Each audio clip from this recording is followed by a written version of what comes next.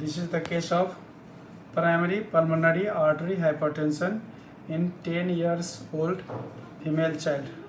In this image, apical 4 view, you can see this is right atrium, this right ventricle, left atrium, left ventricle. Right atrium, right ventricle is severely dilated compared to, you see, the left atrium, left ventricle. At the same time, intravenous septum has moved towards left atrium, indicating the rise in the pressure of right atrial chamber.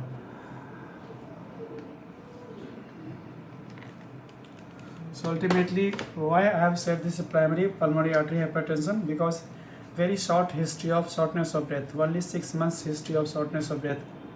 So unlikely the severe significant pulmonary finding that is causing this much rise in the systolic blood pressure of right ventricle. So ultimately the history is very short. At the same time, no ASD, no BSD, no PDA. So ultimately the diagnosis is likely primary pulmonary artery hypertension, only 10 years old female child. So it's favor of primary pulmonary artery hypertension because very short history of shortness of breath, less than 1 year, 1 month, 2 months, 3 months, 4 months. So in this case, only 6 months history of shortness of breath. So I do not have any extra finding or CT scan of chest finding, but history wise is only 6 months history. So you see, this is the main pulmonary artery severely dilated. This is IVC dilated. This is right atrium, right ventricle. Again you see IVC, right atrium, right ventricle.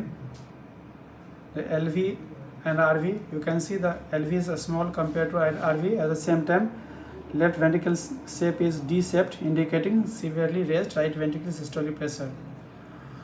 So ultimately diagnosis is primary pulmonary artery hypertension of this case. So primary pulmonary artery hypertension. You see the right ventricle systolic pressure minus right atrial pressure equal to 87 mm mercury. So very high. 6 months history of shortness of breath, this much rise in the right ventricle systolic pressure, no ASD, no BSD, no PDA. So baby patient is only 10 years old female child. So ultimately diagnosis primary pulmonary artery hypertension. Thank you.